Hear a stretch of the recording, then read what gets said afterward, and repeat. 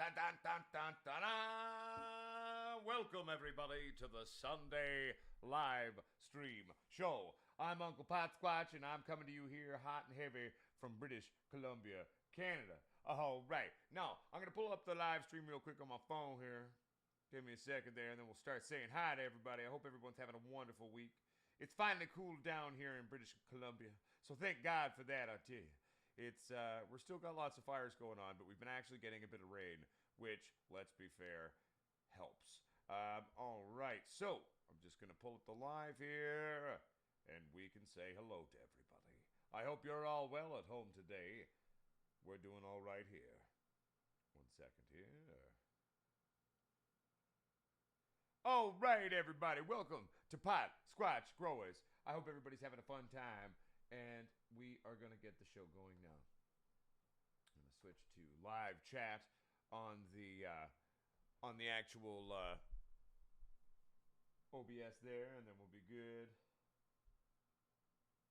All right, so let's go to the very beginning here. Hello, Kyle Homewood. How you doing, my friend? Good to see you. What's happening, Northwest Frostbite Farms? Good to see you, my fellow Canuck. What's happening, Eddie Evans? Good to see you. What's happening, Warren Bay Level? Good to see you as well. Panda Cat, what's happening? What's up, Bobo? How you doing? What's up, James Leach? Good to see you. Dr. Geese, what's happening, baby? All right. What's up, Reverend Veritas? Good to see you. What's up, Christopher Mortimer? Good to see you. All right. Family Outcast, hello. Einstein, hello. There's no sound? No sound right now. It's not the phone microphone, but here, let's switch to a different setup here. I was playing around with stuff earlier. Let's go. Okay, that did not work, but let's go to the other scene, and there we go. How's that for everybody? Is this better? Can you hear me now? All right, how's this now? We better now? Can you hear me? Sorry, I'm trying to learn things as we go. Okay, 1 second here now. What's up, motherfucker Jones? What's up, Ozzy Jeffo? What's up, Sure Bro Grows? What's up, Grow Prodigy? Stewie, good to see ya. Eddie Evans, good to see you, buddy. All right, what's up, Sister Deborah Fletcher? How you doing? Chris McGarry, good to see ya. And this is good now. Can you hear me? Can you see how beautiful I look? Yes, I was playing around with some other settings actually before we kind of booted the show up there. So my guess is I don't have the settings quite right on what I was doing before. So that's all right. I was only doing that for about 10 minutes before I kind of started playing. I'm still endeavoring to attempt to learn how to use this program, but we'll eventually get there. Just a moment, everybody, so I can see. All right. Boom. Ready to rock and roll. All right. What's up, Olden Days? Good to see you. Reverend Veritas, good to see you. Einstein, welcome to the show. You can hear me now. Thank God for that. All right. What's happening, local grow guy? Good to see you, my friend. All right. Motherfucker Jones saying A-OK. Good to see you, buddy. Red Claws, what's up, baby? Chris McGarry is way better now. Yeah, I switched back to the other older setup that I had because I knew I had all the settings dialed in on that one. Things have been going really well. I've been pretty busy here at Potsquatch Growers. Little personal successes that have been going on. Pretty much, I didn't see a thrip for days, and I still haven't seen them on almost any of the plants. There are 1 or 2 plants, actually, funnily enough, the one I made talk in that update video. There's the odd thrip there. But the good thing is I've managed to find a supplier that can send me predatory mites, and it's not going to be sitting in an Amazon warehouse being destroyed like happened with the pot poppers, so thank God for that. So we've got some of those. They'll show up in the next day or two, and we are going to be releasing 20,000 predatory mites into the grow space. These will then go through and attack the thrip pupae, or the pupating state, of which their children typically will be in, and then we will be good to go. What's up, Ganja White Mike? What's up, Indent? How you doing, my friend? What's up, Naz Beer Grow 420? Good to see you, buddy. What's up, Wonky Donkey? Indent, how do you get thrips? Well, one, you can get thrips in a bunch of different ways. The most common way of getting thrips. And let's negate bringing in clones from another source that have already been contaminated. Thrips can come in your soil. Thrips are also inherent to many cocoa claw grow mediums as well. I got thrips because, well, let's be fair, my clones came with thrips and they came with aphids. The aphids were fairly easy to destroy and defeat. That didn't take Uncle Potsquatch very long, but thrips can be a real pain in the ass, I'll tell you. So the clones, basically the Hindu Kush, we had to euthanize our mother plants. I brought in some clones from a friend who backed them up, but however, they came in with both thrips and aphids. So where I appreciate them keeping my genetic alive, I do not appreciate how dirty their grow room seems to be, but that's all right. Pretty much eradicated everything. We're okay. And I'll, whatever might be kicking around in one or two of our bushes there will be taken care of by our predatory mites. All right, so that'll be here in the next day or two. I'm looking forward to that, my friends. All right, so let's just do a little bit of reading here to make sure we're not missing anyone. Recharge, great product. I don't personally use it just because I don't normally buy it. I don't... but I have friends who swear by it. It's one of many products of a similar nature, and Recharge is a great, great product. Many of my close girlfriends swear by it, and they're die-hard Recharge users. So you go at that, and you'll be good. How do you know if you have them? And Dent, one, you're going to be able to see the adult stage of the thrip. Typically, one must remember as well, there's many sort of subtle variations of thrip out there, the same as mites, the same as other predatory, or not predatory things, but even predatory things have sort of subsects. So there's a lot of naturally occurring ones. They're all subtle, different variations. The thrips that we have here basically look like these tiny little kind of brown, beige, sometimes yellow. When they're younger, they're a little bit more yellow. When they're kind of coming into adulthood from that thrip pupating stage where they crawl out of the soil and then up into your bush. You're going to notice some damage in your fan leaves, though. That's going to be the number one indicator. You're going to see these weird white damage areas. There's going to be some sort of more beige colored damaged areas, which is where they're actually sucking out the life juices of the plant. But then you're also going to see sort of these white little splotchy areas, which is actually where they are laying their eggs. What they typically will do is they'll lay their eggs in the leaf itself, on the stalks, but most commonly you'll see it in the leaf tissues. When that egg hatches, it erupts. And it's really tiny, so you're not going to really see like an erupted egg or anything like that, but you will see damage on the leaf. Then that little pupae will fall out of it into the soil. So stage 2 of its life, after the egg stage, it'll be crawling around in the soil eating inorganic matter, which will then lead it to having enough energy, shall we say, to develop into the adult thrip and then crawl up into your plant. But the ones we have are like these little, tiny, little brown, little tubey, looby dick fucks. Sometimes they're slow, sometimes they're fast. Yeah. Well, again, Stewie, cuttings aren't inherently an issue of bugs. It's other growers, right? So I almost never bring in cuttings from anyone. If I want cuttings, I will pheno hunt. I will start seeds. I will keep my own mother plants and do my own stuff. That is the best way to keep your grow safe and clean. Just don't bring in anything from anyone else. However, I wanted my Hindu Kush back. So I had to do that. I was forced to do that. So that's kind of why we did that one. But it's all good. Let's get back here to, you have gonorrhea? That's not good, Einstein. You should probably go get some antibiotics for that. All right, go to a doctor. It'll be good for you to get rid of that one. What's up, Chance Morgan? How you doing, my friend? I hope you're doing well. All right. 1 second here. You're a person? Awesome. Me too, Hard Rock Bob. I love it. Funnily enough, no, Tony Clifton, no gnats, but we did have thrips and aphids coming in, though, which was you know, fairly frustrating. How far? Roman Reckless, the beneficials that I'm bringing in, not the nematodes, because those showed up from Amazon stupid, and Deb. It is through Amazon that I ordered them, but they guaranteed me on the supplier that it's not coming from an Amazon warehouse. It's coming direct shipping from a local factory, the #1 producer of beneficial predatory mites in Canada.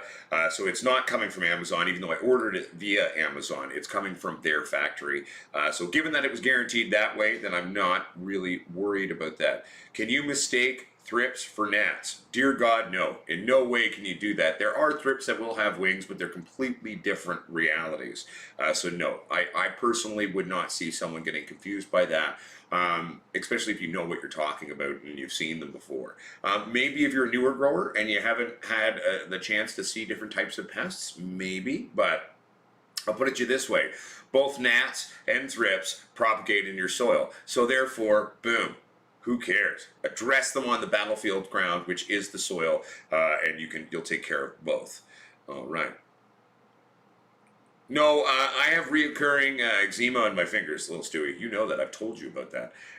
And so sometimes it flares up. And so since Uncle Potsquatch has been working a couple of shifts a week at the pub to try to help keep the lights on here at Potsquatch Growers for a few extra bucks there, the cleaning chemicals, etc., cutting with bar lime and doing all that has pissed my fingers off. So whenever I'm not working at the bar, I keep my hands wrapped as much as I can to try to make it work.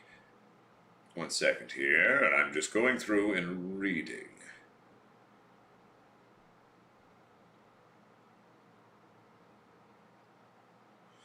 Yes, that is actually a very valid point, Flying Gringo official. Again, your pets can bring in pests as well. You can bring them in on your clothes. So just be very careful about when we're indoor growers and we're running a controlled environment. Be careful about, in general, what you're bringing in to your grow space. What's happening, Ethan Brisson? Good to see you, buddy. Can I show a thrip? Not really. I was actually trying to set up another camera, but my cable's not quite long enough. I could get just to the door, but not into there.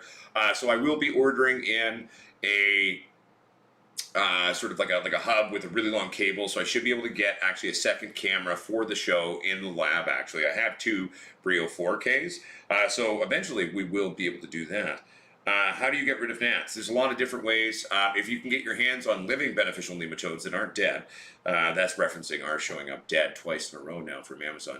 That will be the single-handed, easiest, quickest way to get rid of gnats. Just introduce beneficial nematodes, microbial worms, into your pot, and you will be good to go. What's all the madness over there with the law and the landowners and I mean, Stewie, I mean, if you're talking about Canada, I mean, that's a very loaded subject, and I mean, there's 1,001 different things happening, so you'd have to reference a specific thing going on, because right now, Canada, in and of itself, we're at a reckoning. We're trying to come to terms with historical things, own them, and learn how to move forward as a multifaceted people, multicultural people here in Canada. It's one of the things we're working on. Tony Clifton, if you've got mushrooms growing in your soil, that's not a bad thing necessarily, actually. It's a sign that you've got a nice living soil. That's a good thing. I wouldn't freak out there. Oh, and Dent, never apologize about asking questions on this channel. That was the origin story of this channel, was to help teach and learn. I actually prefer the shows where I get bombarded with questions the entire time and that we can actually talk about pot. So never apologize for that. It is completely, you ask away, and Dent, I'm happy to help and offer up my humble 2 cents. Yeah, I mean, maybe for you, Chance Morgan. I'm not into hydroponics, clay, pellets, etc. That's not my idea of fun. I'm a dirt guy. I like playing in the dirt, but that's just me. James Leach says, I've been told predatory mites are hard to keep alive. Is that true? Well, I mean, at the end of the day, once they eat their food source, like once pests have been eliminated, rarely will you have sort of sufficient things to keep them going. However, once they've done their job and completely eliminated your issue, you don't need them anymore either. And typically, often, they'll turn on each other and rip each other apart and eat each other. So, basically, at the end of the day, if you're wanting to keep them alive, there's other things you can introduce into there and to kind of help them along. But at the end of the day, predatory mites, in my mind, aren't something that you want to keep alive forever anyway. I mean, you can. If they do stay alive, it's not a bad thing. But I mean, again, we're not bringing them in for that reason, especially when it comes to an indoor grow. We're releasing them into an indoor grow to take care of the issue fix it, and then we can go about business as usual. So that's my humble 2 cents on that one. Ethan Brisson, would I suggest dry amendments or liquid nudes for an autoflower? I mean, I'm typically not really a dry amendment guy. I like my liquid nudes. It is known. You know, if you're wanting to go organic and you're wanting to do all those wonderful things, you can definitely start to begin to play with dry amendments. I've got a lot of friends who are very into dry amendments. The one thing I will say as a cautionary tale to newer growers with dry amendments, it's very easy to burn your shit. It's very easy to fuck up. So I would not suggest playing around with dry amendments when you're just doing the first couple of runs on grows. I like my bottled nudes, okay? I'm a big fan of Green Planet. I use liquid nudes, salt-based liquid nudes. Now, mind you, Green Planet isn't overly salty. Hell, some of the products are even organic. So at the end of the day, though, autoflowers, again, let's reiterate, autoflowers are no different than normal cannabis other than the fact of lack of photo period and limited time window and the fact that they'll never produce something as strong as their parents did, okay? So simply put, given this, I would suggest to you, if it's an earlier run, you're just starting out, just use some liquid-based nutrients for your first few runs. If you want to go fuck around with something else, go for it after you've gotten a little bit more comfortable with what you're doing. See, for me, I've done it all. I've done organic living soils, I've done aquaponics, aeroponics, hydroponics, okay? I've literally fucked around with everything over the last 20 plus years of growing. But I always come back to growing in dirt. I find the best weed comes from dirt grown. It tastes the best, it smells the best, it hits the best. I like weed that's been grown in dirt. That's just my happy place. That's my personal style. And at the end of the day, I really like Green Planet. I finally found a product line that I'm a really big fan of. I find it flushes out really easily. My plants love it. My plants have vigor and they really enjoy it. It's also quite hard to, in comparison to other products anyway, to accidentally overfeed your plants. Green Planet products in general, like their 3-part system, their Pro-Cal, their resin, etc., can be quite forgiving. If you're using their massive bloom formulation, be very careful. You can easily fuck your plants and burn them with that shit. But yes, that I hope helps. Yeah, let's go and get back here.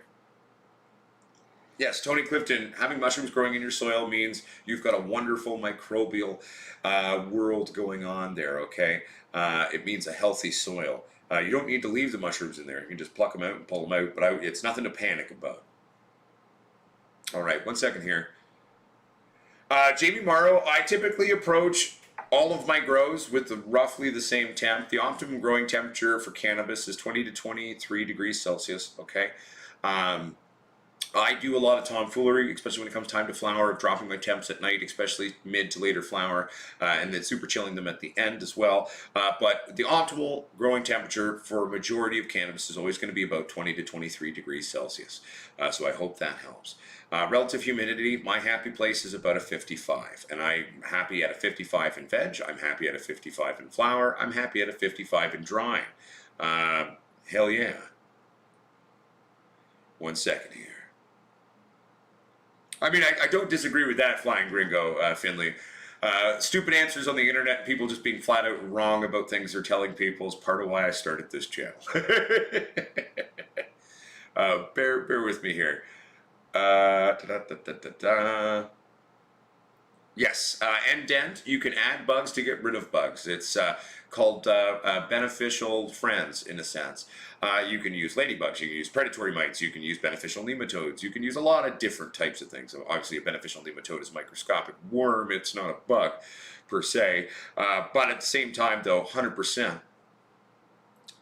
1 second here, everybody. Hey, Gazzers in the house. What's up, you sexy Kiwi? Good to see you, buddy. 1 second here, everybody. I'm just playing catch up to make sure I'm fully caught up on what everyone's saying here. I'm just reading on the phone here. All right.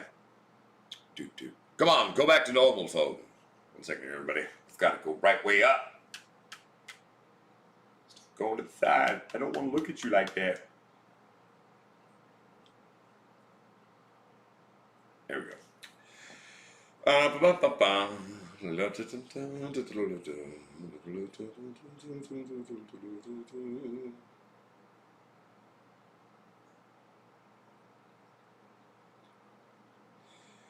No, yeah, and I mean I agree, Stewie. Like I mean, autos in general have come a long way since the lowrider number 1 and 2.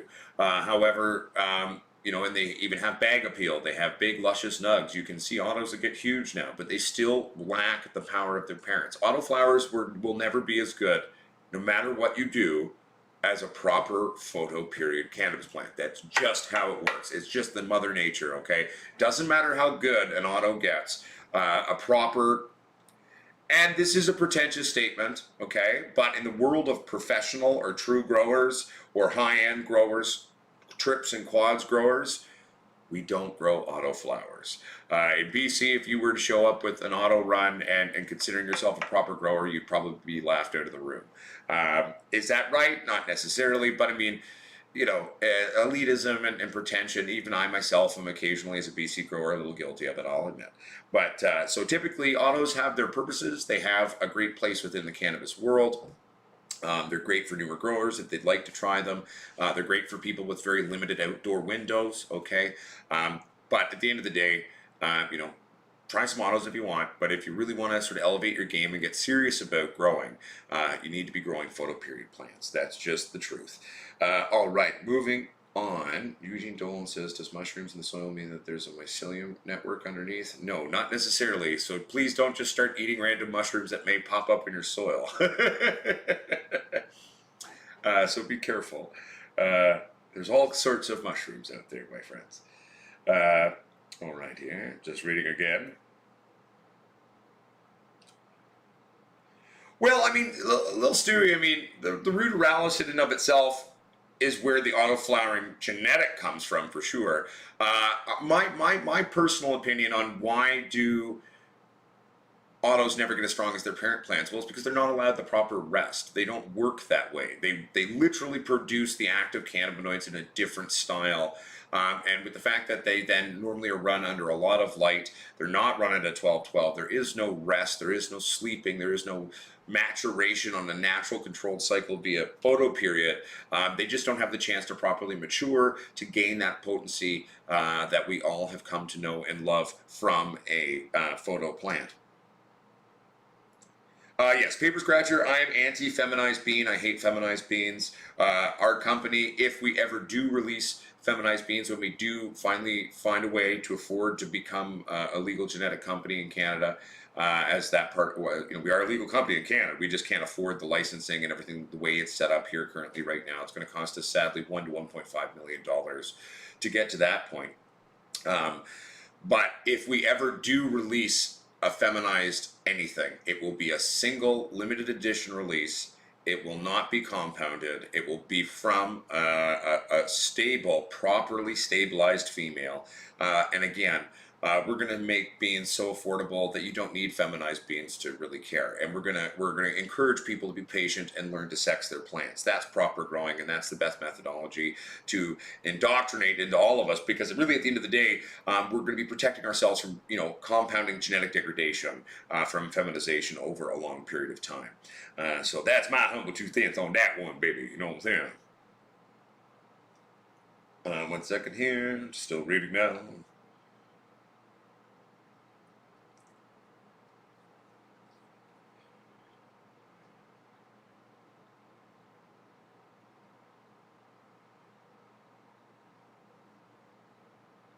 Chris McGarry, you shouldn't have received an email about anything about those.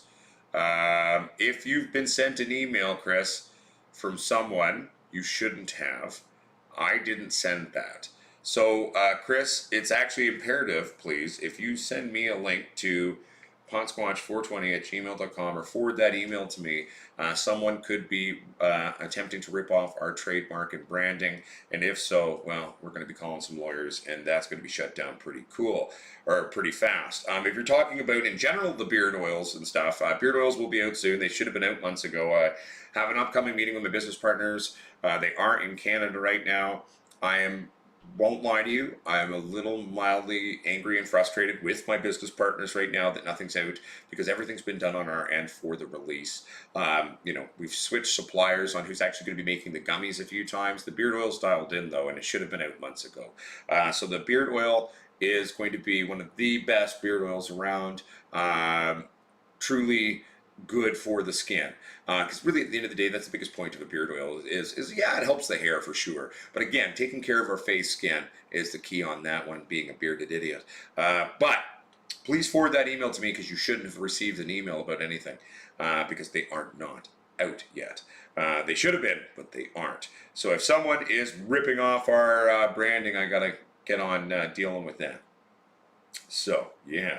What's up, Gregory? Good to see you, buddy. What's up, Apache FPV, by the way? Why do I not like feminized beans? Well, because feminized beans in general are bastardization, in my humble 2 cents of genetics. Feminization is created via the Plan Z, the emergency self-propagating built-in mechanism for the cannabis plant to save itself and perpetuate the species in dire straits. We've then taken this Plan Z, which once in a blue moon, Mother Nature will do to protect itself, shall we say, right? But at the end of the day, it is basically not a thing to be depending on, right? So when you feminize something, you're creating a fragmented genetic. A genetic that came from an emergency plan, not a stable, ready-to-go thing. And then when you have people compounding feminization and using feminized genetics in their own breeding programs over time, this then leads to genetic degradation and destroying true lineages of proper genetics. And if we're not careful, we're going to destroy the future of weed, my friend. So that's, in a nutshell, why I don't like feminized beans.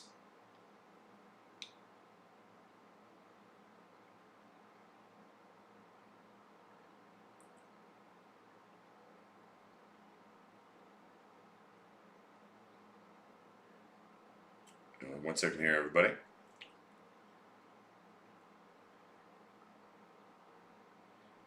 Who's talking about receiving an email? My brain's totally like forgetting shit now. Okay, I can find this.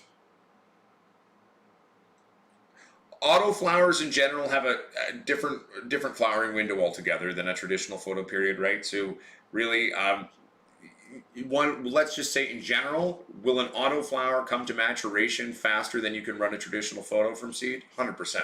That's part of the point of it. So yes, in a basic short answer, yes.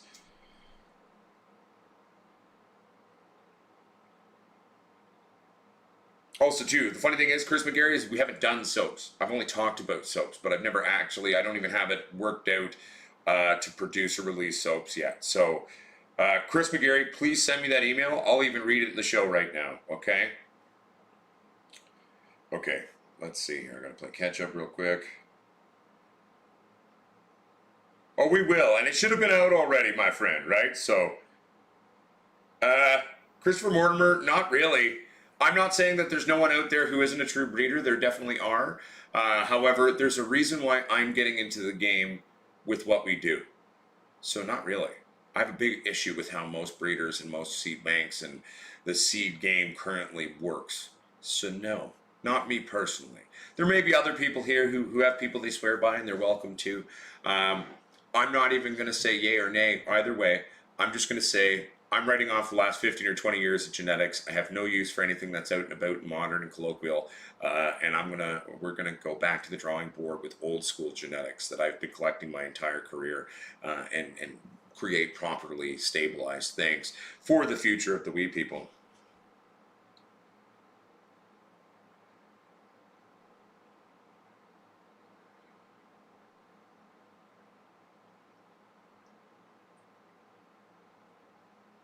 One second here. Oh. Hey Chris, did you get a chance to forward that email? Because I really actually genuinely want to see that. Yes, so basically Apache FPV, when we're using some form of toxicity to trigger the self-defense mechanism, which is a Plan Z of growing a male gland on a female chromosome plant to fuck itself, okay? This is an absolute emergency red alert, last decision the plant will make naturally in Mother Nature to try to protect itself and to perpetuate the quote-unquote species of the plant, okay? We should not be doing that. It does fragment genetics, and it does then do so over time when it compounds.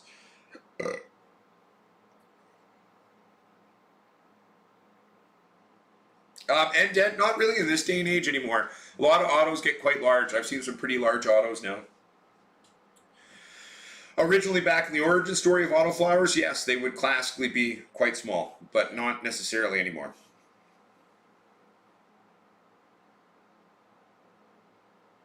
No, I'm not a big fan of using sulfur burners, blah, blah, blah, blah, blah, to deal with powdery mildew. Or bugs for that matter. Excuse me. I actually use a lot of plant oils and oil-based attacks in general when it comes to pests. Jake's All-in-One is my favorite go-to for both pests, and if I were to get PM, I've never had PM. I've only ever treated other people's PM. Yeah, so basically sulfur does not react well with these types of products, so one should be very careful when using it, and I'm just not the biggest fan of it in general. So no, I don't personally use sulfur. I hope that helps. That's at the Red Stoner.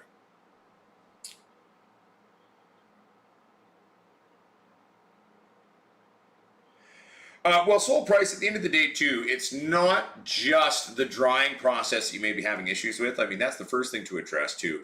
But if you're finding, anyone at home, often that your cannabis is drying out and you're getting that hay smell, you know, you're not getting it, you got to remember that the whole time you're in flower is properly nurturing that plant to produce the resins, the terpenes, the flavonoids to be properly present, okay, in the plant. So by the time you go to dry, there's enough of it there that you can actually dry and cure something to have a nice, wonderful smell. Okay, it could also be a genetic thing. But if you tried it with a plethora of different genetics and you're still having the issue, then there is an issue somewhere along the quote-unquote production chain of your grow, whether that be during the grow itself, how you're drying it, etc. The only real way for me to be able to identify that would be to break it down slowly but surely with you and try to find where the issue is there, sold price. Hey, what's up, Country at Heart Finley? It's been a while. I hope you and the family are doing well. Christopher Mortimer, typically, for me, when I'm looking for males, is structurally, I'm going to look for a male that exhibits traits that I want, right? If I want something that's bushy and stocky and big fan leaves and this or that, then I'm going to look for that in my male as well. Also, too, like a big thing for me when it comes to males is some males will stink quite a bit, even when they're vegging, almost like they're a female plant that is resinous.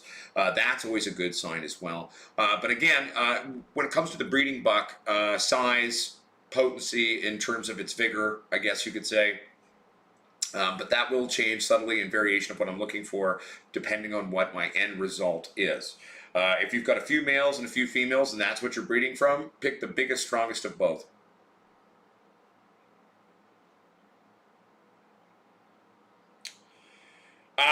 Dude, I've actually completely destroyed thrips, except for one or two plants now where I'm seeing a few still.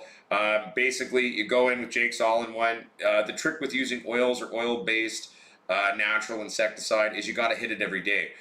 You've got to be spraying every single day. The reason why I'm bringing in predatory mites now is I can't keep Jakesing the plants the way I have.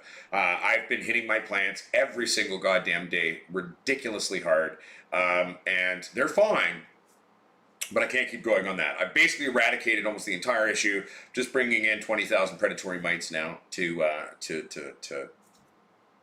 finish that off, okay?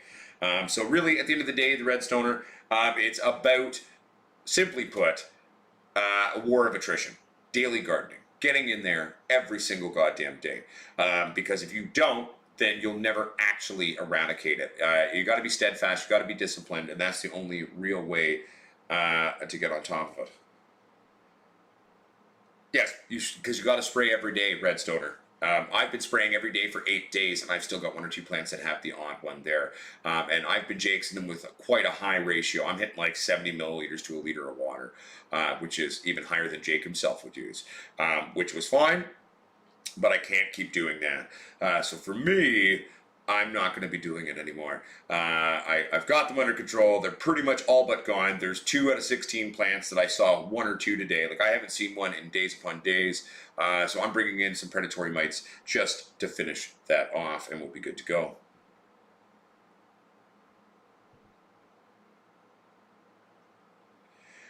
I mean, 65 relative humidity is a little high. 55 to 60 is kind of your happy place. Try going with the 55, because remember too, having it slightly on the drier side at times isn't a bad thing for the plant, because that actually encourages the plant to produce more resins within itself to protect itself, okay? So always remember to be thinking about, why does the plant do something? Why is the plant doing any of what it does? Most of it, by and large, is actually a protection of itself, okay? So again, manipulating the, what I call the psyche of the plant, okay, is how we get the best results there. What's up, Michael Hoochin? How you doing, my friend? Good to see you.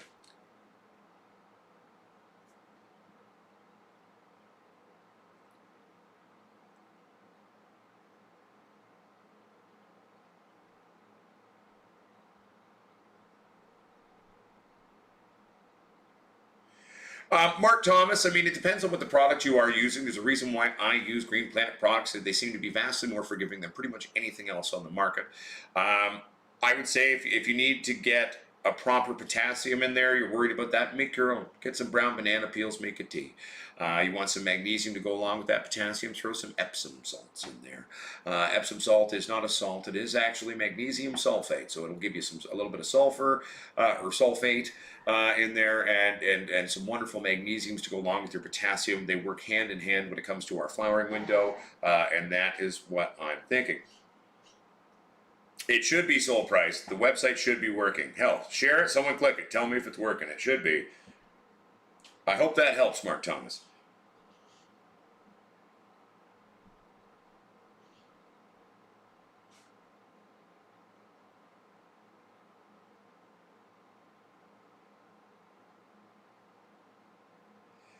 Yes, you could be talking about Dr. Squatch soaps, by the way, and that could be a totally different thing. That is a different person, not me.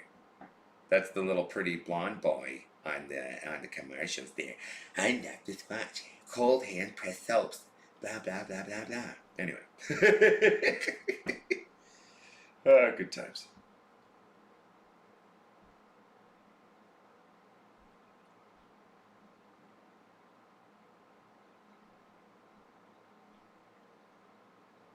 Okay.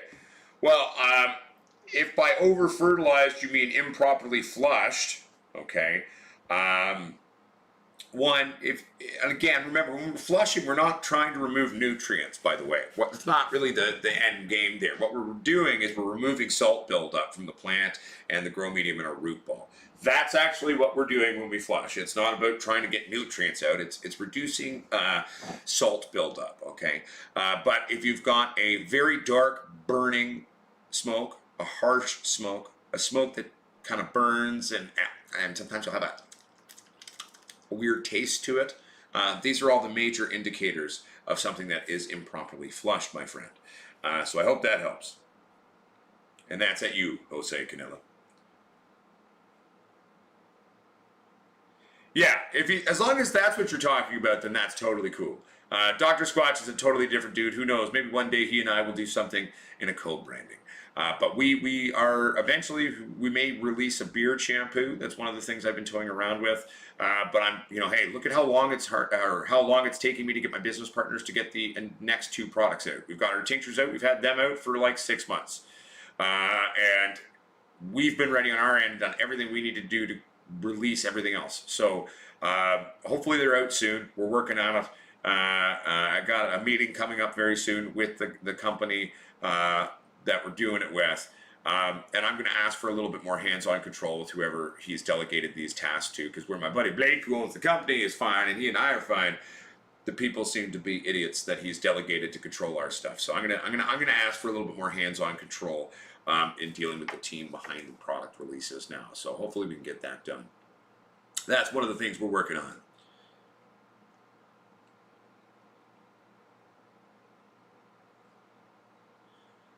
I mean, Jose Canela, in general, it could be a lot of reasons why it's burning dark. But if you don't find it a pleasant smoke, if it burns extremely dark and it kind of almost hurts smoking, it can't be great for you. I'm not going to say a definitive answer on yes or no, because having a super salt buildup isn't necessarily the world's most harmful thing. It could be burning dark and having a lot of other sort of reactions to you for a lot of other reasons. So again, if something's burning dark and you don't find it pleasant to smoke and it's hard on you, yeah, I'm going to say don't smoke it. Be safe. Safety first, my friends. That's why I'm always such a big advocate to growing our own, you know, because then we know what went into it, right? And we can take the proper time to properly take care of our crops and our end results and our end products, right? So, yeah.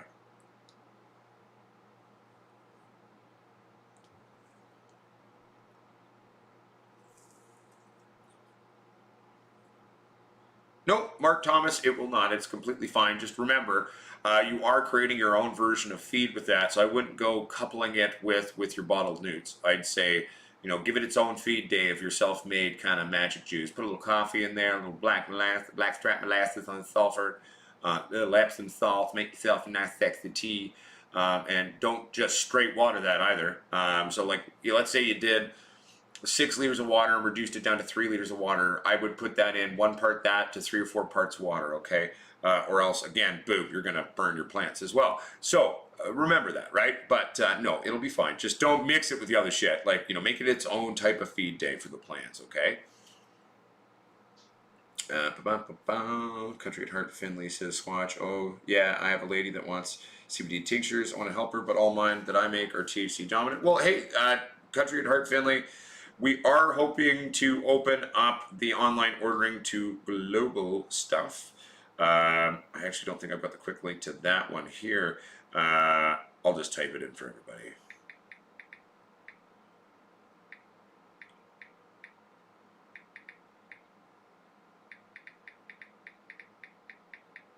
There we go.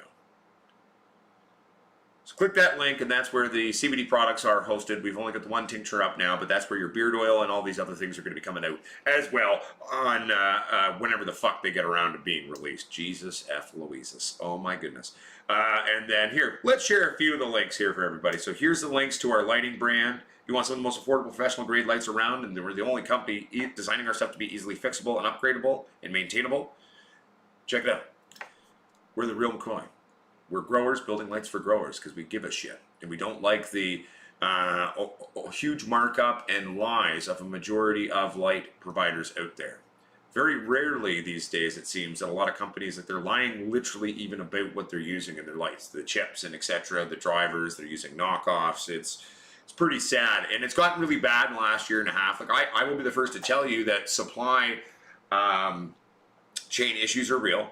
It's been hard to get, you know, your hands on the right chips, the real chips. It's been hard to get your hands on right Meanwell drivers. At the start of the pandemic, we actually bought every single Meanwell that was legitimate that was available in North America. Yes, we shelled out some serious capital and bought all of them.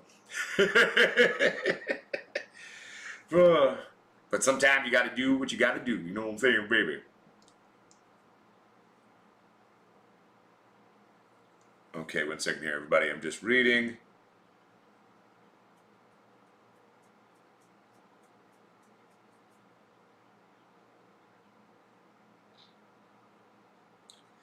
Yeah, I mean, Jose Canela, I mean, it sounds like you've just got a decent amount of salt buildup, hopefully. And if it's just that, I mean, it's not the worst thing, but definitely use, when you go into flush, Jose, make sure you're taking ppm readings, okay?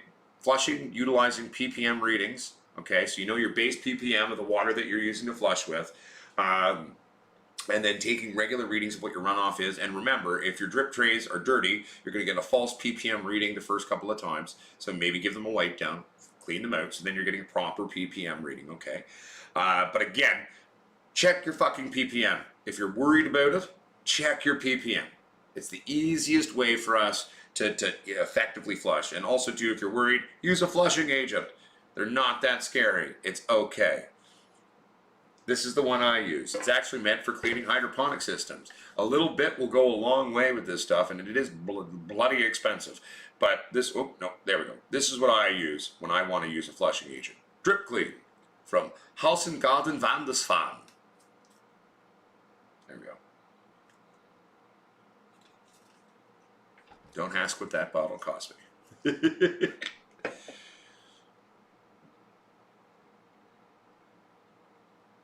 No, you're good, Soul Price. It's all good, man. No, Soul Price. This I just again I get stress-based eczema, but then now that I've been working at the pub to try to keep the lights on here at Potsquatch Growers, the eczema I get on my 2 fingers there has been very pissed off and come back a bit due to cleaning chemicals in the dishwashers there, and then also cutting bar lime and all of that kind of stuff. Water ppm 125. That's a bit high, to be honest, Tony. My water ppm coming out of my tap here is about a 21. At 100 ppm, that's not too bad, and 125 is not too bad. Like, don't get me wrong, but it is approaching kind of the realm of beginning to be hard water, in my opinion. A ppm water source, if on an RSO, in theory, you should get it off close to a 0. But like, I mean, I had a realkalizing mineralizing filter on mine at the last house that we had. That ppm was usually anywhere about 4 to 5. But my tap water here, and I mean, that's one of the, I'm very lucky where I live in Canada and in British Columbia and out in the mountains. I've got amazing water. The ppm is about 2021 that comes out of my tap. So.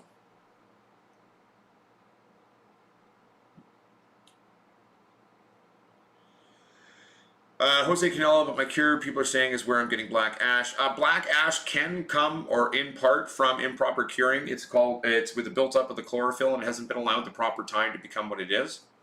So that is part of it, but it's not the only part of it, right? So the first part is making sure you properly flush your cannabis, and then taking the time to properly cure it. So that is part of it as well. Chlorophyll can make things a little harsh. It can make it burn dark as well. So. What's up, Derek Cloud? How you doing, buddy? Yes, Tony Clifton, as long as the ppm of the club soda you're using is a low sodium, like you don't got tons of salt in there, because then that kind of defeats the purpose. Yes, though, you can be using carbonated water during your flushing. I do it all the time. I have a soda stream, right? So I just put soda stream into the water that I use to flush with anyway. There's the carbonation, no worries about added sodium and etc., and good to go.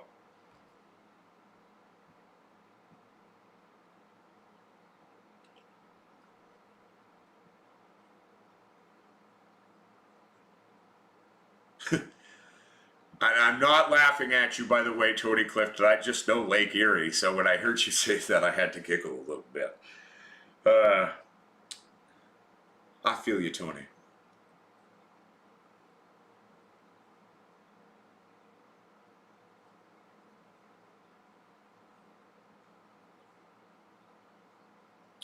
Jose Canela, in terms of, well, one, the first trick to curing is properly drying. So you don't want to flash dry something. You want to dry it as safely but as slowly as you can. The longer the window that you can on your drying time without fucking it is good. My perfect dry time is usually 10 to 14 days. And it will be perfectly ready to then be trimmed, because we only dry trim. That's the way to do it. Very rarely will I make a definitive statement on something. There's 1,001 highways to the end destination. Wet trimming's just dumb. Don't do it. Dry trimming is really the only way to do a proper boutique high-end quad level cannabis. And so the first trick to curing is actually nailing down your drying window and then quickly hand trimming to jar. Don't put your if you can avoid it, don't put your cannabis in the jar with all the sugar still on there. That's not going to help anything, and it will fuck with your flavor a bit. But get in there, trim her down, get her in the jar. That first week, I'm usually burping either for once a day for like 45 minutes to an hour, or I'll go in 2 different times and do it roughly half an hour. I'll probably do that for the first week or two. And week 3, I'm still doing a daily burp probably, but that'll be less so, 15 to 20 minutes maybe. Often too, at least a couple times a week, I'll take everything out of the jar, rearrange it, then put it back into the jar. Once you get past week 3 of curing, really, you don't need to burp it as often, so, a couple times a week, and you'll be good to go.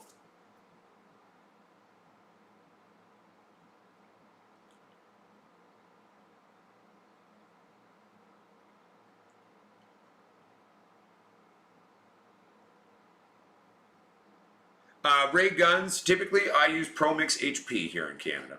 It's readily available, it's affordable, and it's what most BC growers actually use in this day and age now. Back in the day, a lot of people would be like, "Oh, sunshine mix number 3," but it's like anytime someone in BC references that who has experience in BC, I'm like, "Haha, you're dating yourself." None of us use that anymore. That's old. You are showing me your age. No, but typically most of us these days use ProMix HP. It's a very, very reliable, safe base to use. Go ProMix.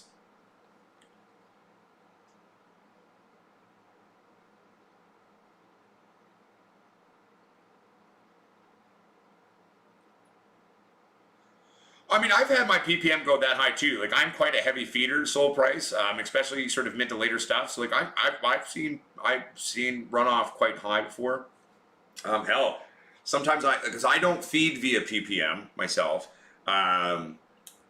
I would if I was doing like a huge grow maybe and like giant reservoirs of mixed feed, right? But you know, if I were to speak about feeding from a ppm standpoint, like there are times where I'd be hitting like a 12 to 1800 ppm on my feeds, right? So remember, cannabis can actually take a ridiculous amount of feed, but you can't just hit it with it. Okay, you got to build it up. You got to train the plant to be able to handle it. You know what I'm saying? So.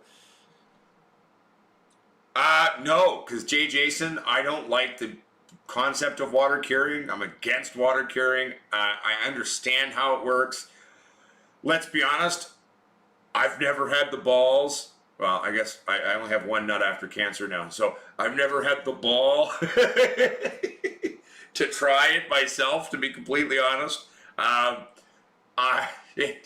Water curing and the general premise of it scares the living shit out of me. I find it far too risky, and so it's not for me. So no, sadly, well, yeah, I've got a tip for you. Don't do it. But not to shit on people who want to take the risk and go try it out. I say go for it if you want, but it's not a technique for me. So yeah, I hope that helps in general.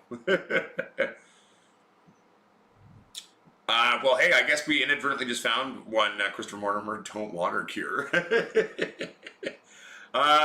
It's hard to say, really, Christopher Mortimer, I guess. What are my non-negotiables? There aren't many of them. I mean, and it's hard to even really think about them in my head. What's a non-negotiable? But we'll come across them as we do. My brain's a funny place, so.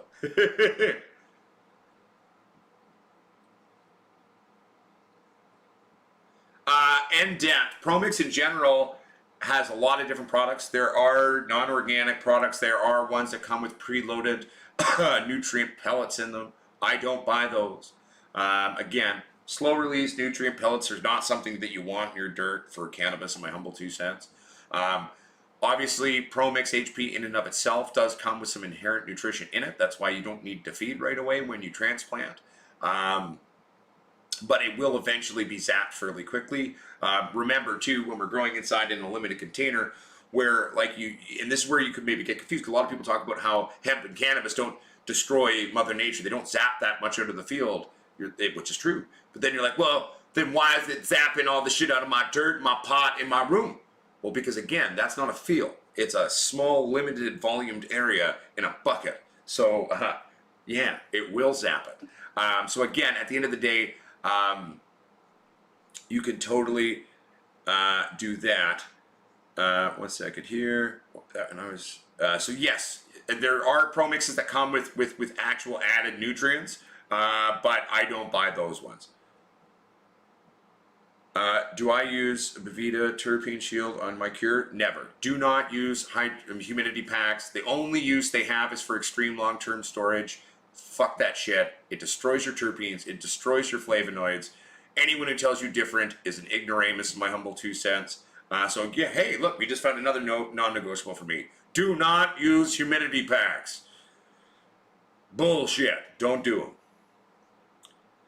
But hey, you know what? Go try it. My experience with them is it destroys the nose, it destroys the taste, and it just makes my flower wonky. So yeah, no.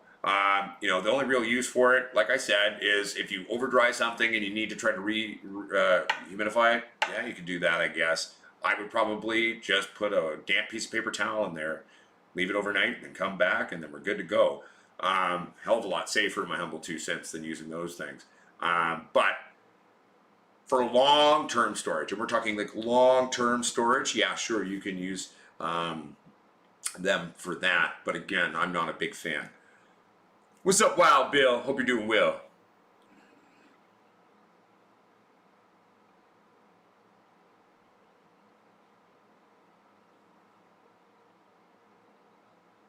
Jose Canella, actually, ProMix here in Canada is not a soilless medium. It is considered a dirt. It has all the basic elements of what is required to be considered a dirt. So that soilless media ProMix stuff is more found in the States. Ours is a little different here in Canada. So there is inherent nutrition to it. But again, not tons. Like, I usually start feeding in ProMix after, like, let's say a transplant, about 3 weeks, 2 or 3 weeks. And I slowly start to introduce it into my plants feeding regime. But ProMix here, ProMix HP, isn't considered, in my mind, a full-out soilless media or soilless medium like it is in the States, because it is a little bit different. It's got all the humus and all the other basic components to create it and classify it as a basic dirt. But it is a little bit different here in Canada than some of the ones in the States.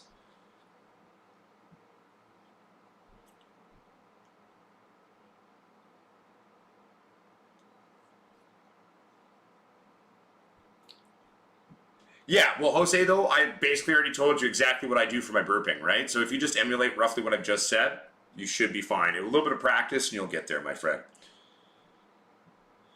Yeah, right, Wild Bill. I mean, if you want extreme long-term storage, I would say store it in an oxygenless container, so vacuum seal it, but again, don't go too crazy and crush your flower. You know, for medium long-term storage, I would store it in a low-temperatured fridge, or remove all oxygen and throw it in a freezer for extreme long-term storage. That was actually one of the interesting things I was talking about and learning about, actually, when I was on the High as Fuck Happy Hour. Shout out to them.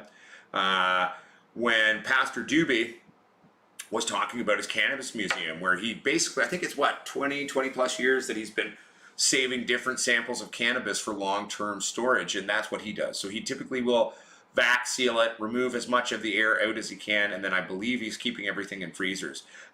He's got things that are like 20 years old in his museum, and hey, a lot of it's still coming out where it still has a decent terp profile, it still has a decent flavor, and it is still decently hitting, even though, you know, a lot of THC by that point probably is converted to CBN and other things like that. But it was definitely very interesting to just talk to someone in general who has been doing this for so long. I found it very intriguing. What kind of light is best in my opinion? Our lights, obviously. We're a lighting brand, Dan. That's part of why we released them.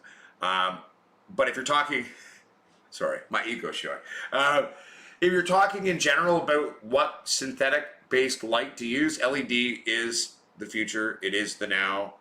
You know, for many years, the tech wasn't really quite there. HPS was still the better way to go. HPS is dead. Metal halide's dead. True growers, the true future, the true now is LED. LED is the way to go. Even all the Bane growers here in BC are actually finally realizing, oh wait, LED is better. It's pretty funny because a lot of my buddies have been religious HPS guys for years, and they would never concede to me on this. And even they now have their grows LED. How the mighty have fallen.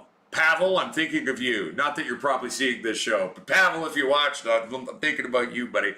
It was kind of one of those things, because in our relationship as two growers, and over the years we'll get into arguments, 98.9% of the time I'm always right, even though he doesn't believe me at first, and sometimes it takes years before he comes around to realizing I was right. And you know, it was funny. I remember the day when his grows went fully LED, and he saw that the tech was there, and he did his first runs with it, and he was so blown away by his results, and he was just like, "You fucking dick," and I was like, but even Pavel's gone fully LED now, so.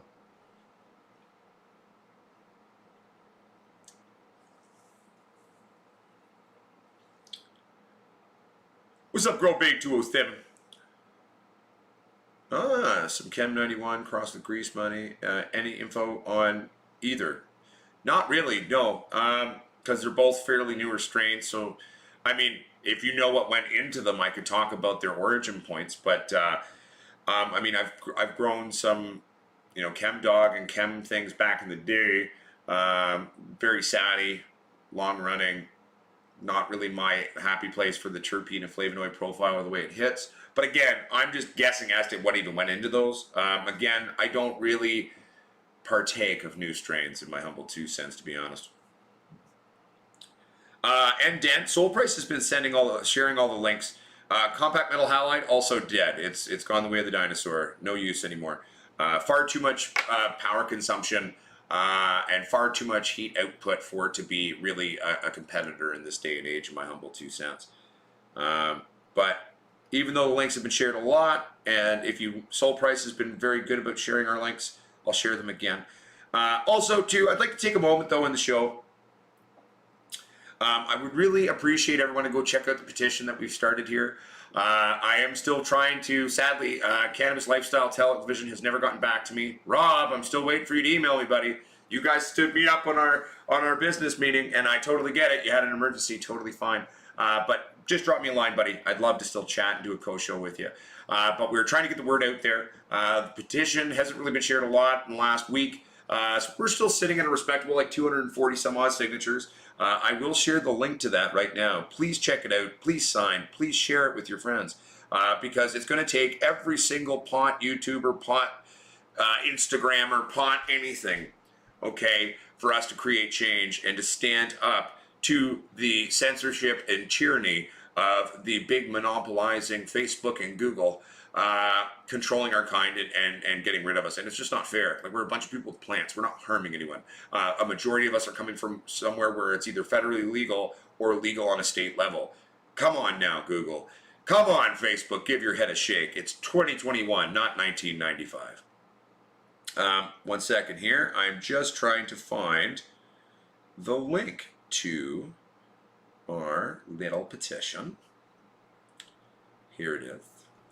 Check it out. I wrote the little blurb to there. It'll go into greater depth of kind of what we're talking about. And basically, it's no different than, you know, early prohibition on alcohol and people in the industry fighting for their rights. It's no different than workers' rights movement in North America and in the world.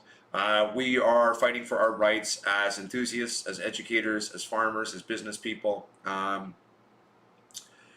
It is ridiculous that it's 2021, it's federally legal in our country, it's legal on many a state level in the States, and we are being persecuted worse now than we were 10 years ago by the likes of Google/YouTube, Facebook/Instagram. You know, major banks, they're never really going to get on board, let's be fair, unless we're super rich. You know, the rich grow shows and giant companies, they love them, right, because they got money, right, so they don't care then, which is then the hypocrisy of it is astounding. YouTube plays ads for all the big companies, but then persecutes our kind. It just doesn't make any sense. But then they've got, you know, gangbang rappers talking about, you know, raping people and selling crack, and that's okay. All right, that makes sense. But anyway, check out that petition, please. Click the link, read the blurb, sign it, share it. That's how we get it out there. You know, I made the joke when we first did it about a week and a half, 2 weeks ago when we started it. It'd be great if in a month we were at 10,000 signatures. Well, maybe that was a little bit overzealous in hope. So let's try to get to 1,000 signatures. Let's see if we can get to 1,000 signatures on that petition by the end of the month. It's going to be a long uphill battle. We're going to have to unify the kingdoms. Basically, sadly, cannabis people online, we are one of the most fragmented groups, I think, out there. There's so much infighting, so many egos, so much prick waving. And if we can't learn to get along, in any way, then we're fucked. Okay? But if we can unify, we can put our personal stupidity aside and unify for the greater good, we can stand up to these monopolies, to these giant conglomerates, and actually demand our rights. Get the story out there. Get the people on our side, and this is all achievable, okay? And this is where it begins. It's where it begins. No, you've got all the right links, buddy. Except you just didn't have the petition link, that's all.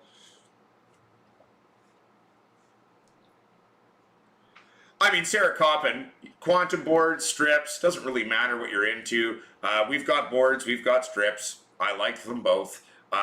You know, really at the end of the day, boards are great for one approach on a setup, but then strips are vastly better in a lot of other ways, especially when you're putting it onto like a rack style. It gives you vastly more balanced par coverage than even an X4 board like our board, or what you are calling a quantum board. It's our equivalent of that. We call it the X4 board. We don't call it a quantum board. It's a board of LEDs. But you know, at the end of the day, it's a preference thing, really. Do you like boards? Great, we got those. You like strips? Well, guess what? We got those too. You know, the only thing I don't really like is I hate cobs. I'm against cobs. But, you know, that's another tangent for another time, I think. But, yeah. But please, again, everybody, please check out the petition. I'll share it again one more time for everybody. Tell your friends. Get it out there. Sign it. Share it. It really will help us achieve something. There it is. That's the link again for all of you, my friends. Well, Stewie, one, we already have the par charts for our other lights on the website. And the fact is that's coming. I can't make the videos come any faster. Brett's agreed to do it. He says, oh, that's a great idea. I'll do that for you. I said, great, wonderful. Maybe I'll have the video footage in the week. Maybe it'll be 2 months. I don't know. But hopefully Brett will get around to creating those raw video footages for us of doing the par testing, because he is vastly more set up to do it than I. And then I'll edit the video and release it for you to see. Okay? But we do have par charts on our website that were created by us. So you can check that out for now. Okay? All right.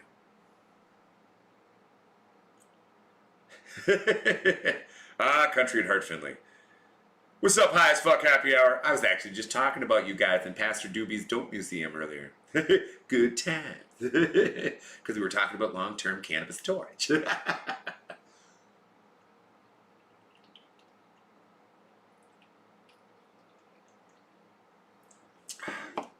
Wow. Funny thing is, that's the first sip of beer I've had the whole show. I'm impressed with myself. No, Stuart, I don't have the $900 proper par meter for a proper par test, and I am barely paying my mortgage right now, so I'm not going to go buy a $900 par meter for a video when I know Brett has all the equipment. So Brett can go do it. He's also more intelligent at doing par testing than I am. There's a reason why he is the light tech.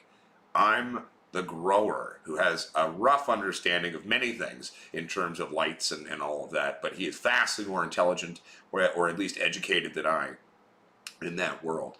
There's a reason why he builds lights, baby. So again, I'm going to happily wait until Brett gets around to it. He will do it, and I'm not worried. Neither should you. So at the end of the day, it's all good. Why do I not like comms? I mean, Sarah, comms I'm against because, one, if one comm goes out, that's such a big chunk of your light that you're losing. With the way a proper strip or a proper board is wired, even if a diode or two goes out, a majority of the light still functions, but not the same with comms. I also find that the larger scale size of a cob, I believe, loses efficacy faster by sheer inherent size than a chip would. Okay? Plus, I just don't like them. But those are the two main reasons. Is I feel that cobs lose efficacy vastly faster than a smaller chip setup, just by the basic size of them. Plus, if you have a cob go out, like instead of losing a small fraction percentage of your light, you're losing a huge chunk of your light. Very different things, in my humble 2 cents. That's just me, right? But I mean, if you got a bunch of old cobs and some old drivers, fuck, wire them together and use them. I'm not saying if you got something, use it till it breaks, but then just don't go buy more of them. That's kind of my thing, right? Like, you know what I'm saying? I've got a bunch of old drivers that, you know, are shit drivers and pieces from all these old different lights over the years. Like, one of these days, I'm gonna have enough time to probably, like, take them apart. I kind of want to, like, sit down and build a weird Franken light of just random old parts, just for the fuck of it, right? But, you know, hey.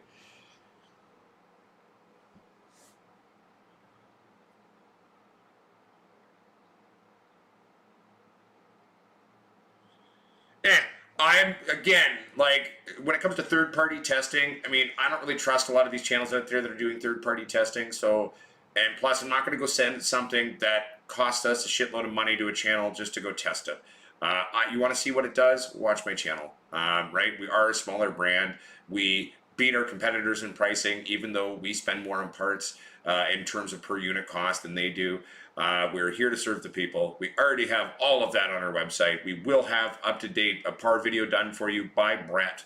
And at the end of the day, if you can't trust content we're releasing, you're in the wrong place. But really, I mean, I'm not going to go spend a bunch of money to send a light to a third-party channel that I don't know, that has their own affiliations to other groups and their own sponsorships and sellout crap. I'm just going to keep doing what I do. You know, hey, maybe when we sell that millionth light and we actually have a lot of money available and we're able to purchase larger loads of parts, sure, maybe we'll do that. But if it comes down to it and I'm going to chuck out money to give away something to someone, I'm going to give it to someone in need, not to some pompous ass who runs a channel testing shit and tooting about what they think on stuff. And that's not actually a statement at anyone out there. It's a generalization of my feelings on it. And that's just where I'm at. And I hope that makes sense.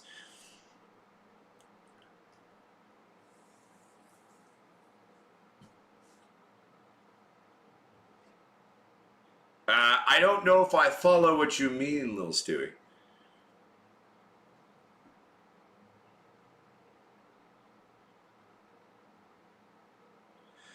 Again, the man, you can bring in any form of pest in on your clothes. It can come in with contaminated soil matter, whether you think you had it or not, or it can come in your dirt.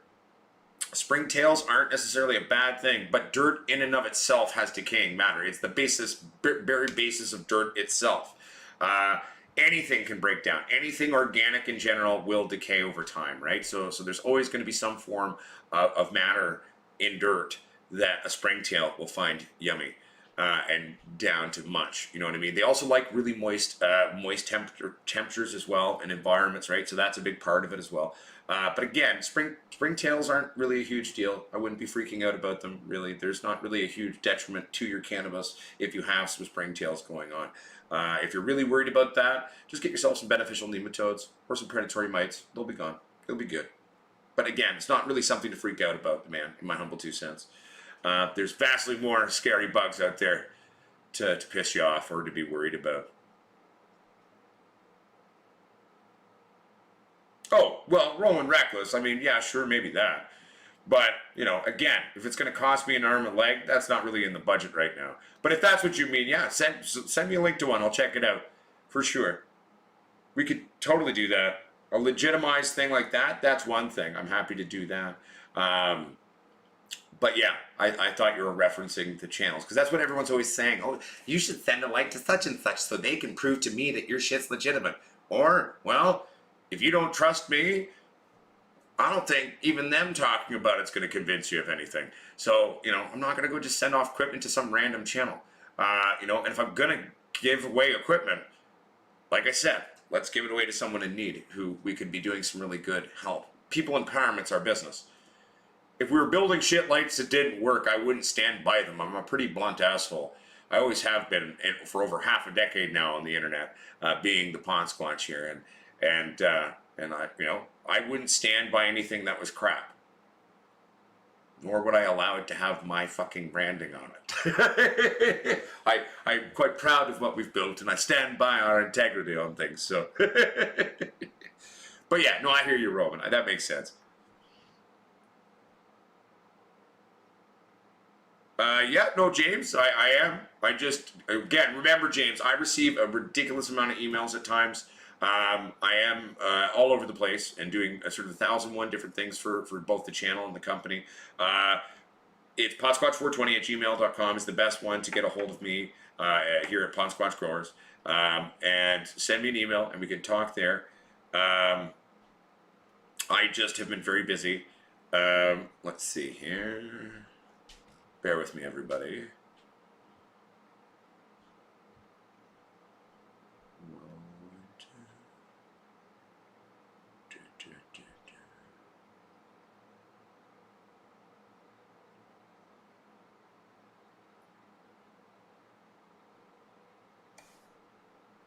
I'm not seeing anything for you, but does it come through as James Leach, bro? Or is it something else on the email. But anyway, neither here nor there. Our email's still fully up and functioning. Trust me, I get a lot of emails. It's working. And I do my best. Friends, Chandler, to respond to everybody and get all of that going. But again, sometimes I miss some things, and I do my best. All right.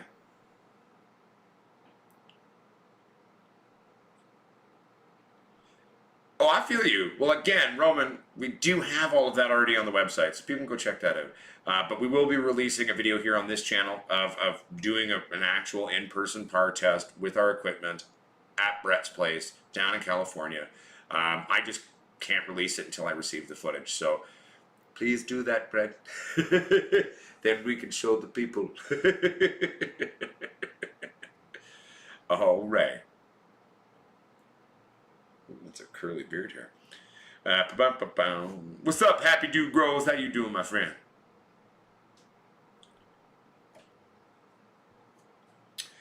Not quite yet, Gazzers, but I will be very soon. Today, actually, after the show, like I'm doing more work down here, so I've just been working in the lab. I got all of the electrical stuff done this week. I've installed the new breakers. We're now running off of the dedicated 80 amps of power. Each plug has a dedicated 20 amp to it. We got 4 20 amp breakers to the flowering room. One of the other things I've been working really hard on is actually running the lines with proper hangers and replacing certain things. That's all under control. Today I'm going to be getting a little tent set up for some of the Hindu Kush clones that we're going to be mothering out. And then after that, I'm going to be setting up a second tent where we can then start to play with some of the genetics. So I haven't popped them yet, but I am like days away from doing that. I'm very excited as well, Gassers. So don't worry. You know I'm going to, baby. I'm very excited. They're sitting in the kitchen waiting for me to do it. I just haven't gotten around to it because I know I can't go start a bunch of babies until I get certain things done. So I'm just slowly but surely kind of getting on top of those things.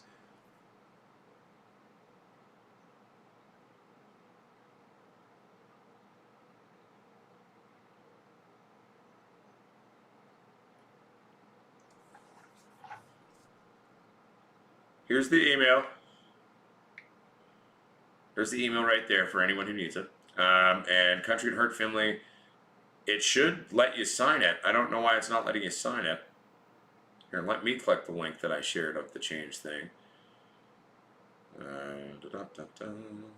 Sign the petition. It's all working on here. I don't know why it's not working. Like here I am right now. I could sign it again. I've already signed it, but just click the link I shared, buddy. I'll share it, but it's all working. I'm not sure what's going on in your end, but it works. It works on my end. So that is very strange. I agree. But try again. Here, let me reshare again for you.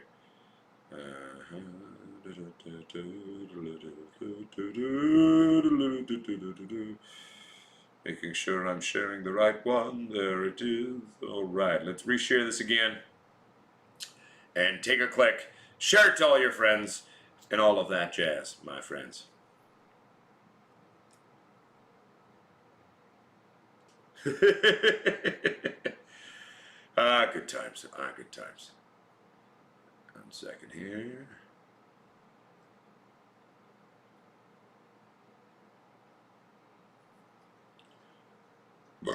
Excuse me.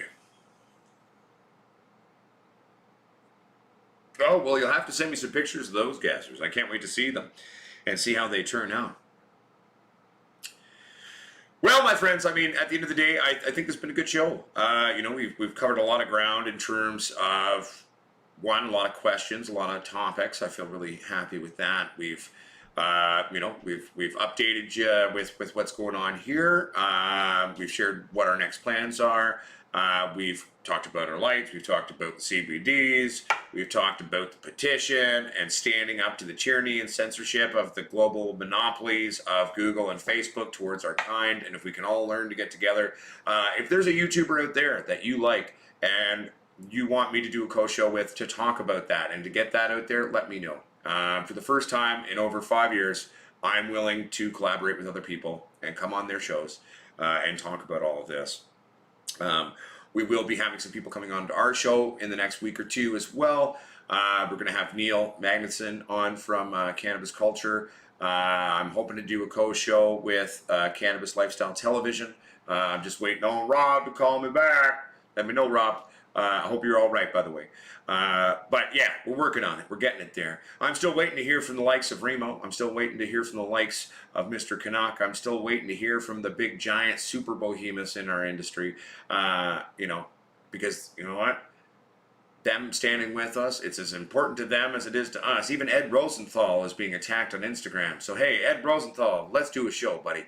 Let's talk about this because again, with small and big, if we stand together, everybody, we can overcome this and we can stand up for our rights as plant people on the internet. But anyway, my friends, my family, my Potsquatches, I really enjoyed the show today. It's really nice to see you. Again, I apologize you missed the show on Wednesday. I was actually quite under the weather on Wednesday. Smoke was really doing my head in. I was like even sneezing up weird blood clots out of my sinuses. And I was quite congested. My head was just pounding like death. So that's why we didn't bring you the show on Wednesday. I just physically couldn't do it. But here we are on Sunday. And remember, update for the flower now is every Thursday. You will have an update video released. So week 1 of flower will come out this Thursday this week. Get ready for a good time, not a long time.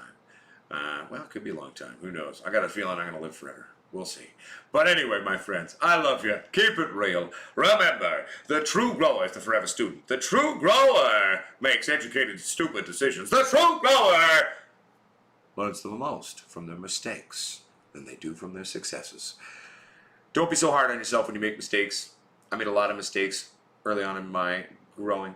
That's how I learned. You know, reading is your best friend. Just be careful where your sources are coming from.